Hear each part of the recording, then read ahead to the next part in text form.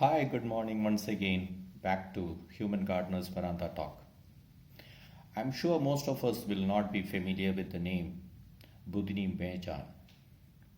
Probably a few from Kerala will be familiar with this name because her story was made into a beautiful book by Sarah Joseph recently. Otherwise, for most of us, she is a stranger. What if I tell you that Budni was the tribal wife of Pandit Jawaharlal Nehru? All of us became curious, isn't it? Even I was very curious when I heard this first time. But later on, when I came to know about her story, the curiosity gave way to disappointment and sorrow. So I will share this beautiful story because I feel all of us should know about Budni. After independence, Nehru was very much interested in making India a modern country, and he took a lot of steps toward modernization of India. As a part of this modernization, they decided to build a lot of dams across many rivers in India. One such dam was built across the river Damodar, known as the Sorrow of Bengal in West Bengal. The construction was done by Damodar Valley Corporation. And Budni was an employee in Damodar Valley Corporation. What is surprising about it is Budni was just 15 years old when she was an employee in DVC. And she was a tribal girl from the tribe of Sandals. Interestingly, this happened in the year 1959. And even after 12 years of India getting independence, a 15-year-old girl was working in a government organization. But that is not the point. The point is, when this dam was completed, the hydro project was completed, Pandit Jawaharlal Nehru was invited to inaugurate this dam and this project.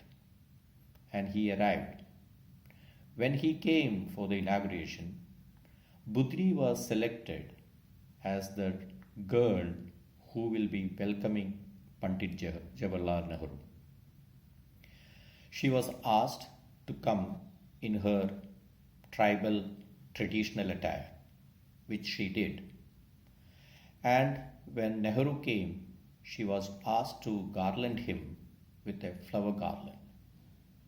She was very happy to do that. And when he arrived, she welcomed him with a garland. Nehru, in his inimitable style, asked her to join him while inaugurating the project. He said actually this project belonged to the people, and she held her along with him when he inaugurated the project. This photo where Budni was standing near the Nehru is there in the archives. So overnight, this Budni, the tribal girl, became famous, and she was supposed to be sensational because this is something much more than what you can dream about. Standing along with the Prime Minister of India and inaugurating a big project. She was excited when she went back to her tribe, back to her house. But her happiness and excitement was short-lived. When she reached back home, she understood that she is expelled and exiled from the tribe. The reason is why by garlanding Nehru, she has actually married him according to the tribal belief. And by marrying someone and marrying an Hindu, she has become an outcast.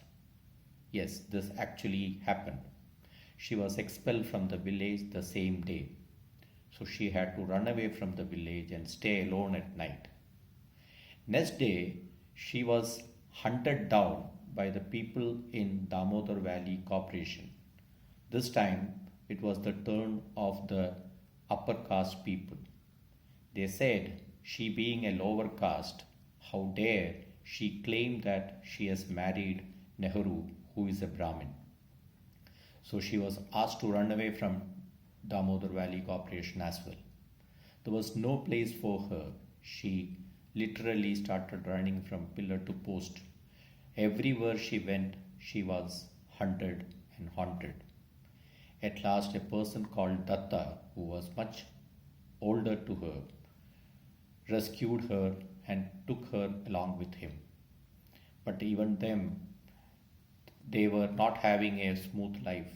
They had to go from place to place before they got a shelter somewhere.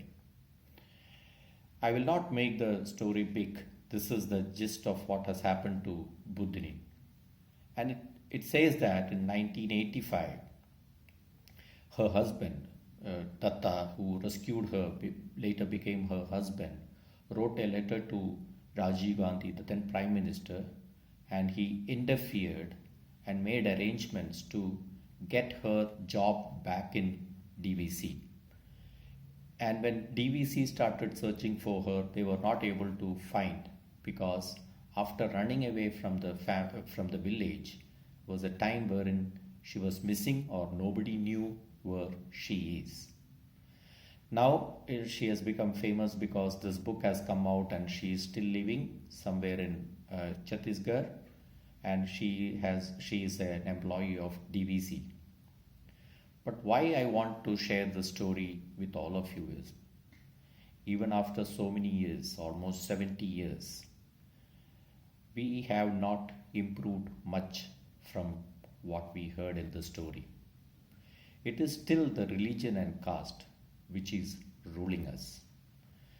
It is still the religion and caste which is a big curse which is pulling our country backwards. Even after getting independence, we have not improved in these lines. We can still find a lot of Budinis around us. Every day, maybe we are not aware of their story, but then the fact remains that every day we have thousands and thousands of Budinis around us. So my question to you is, next time when you come across such a story, what will you do? Will you take a stone to throw it against another Budni? Or do you have the courage to stand up and say, no, I will not allow this because this is not what a modern India needs? And what I feel is that instead of religion and caste, what we need is education and class. I will leave this question with you, and till the time you have the answer, I will come back with more stories. Thank you very much for listening to Veranda Talks.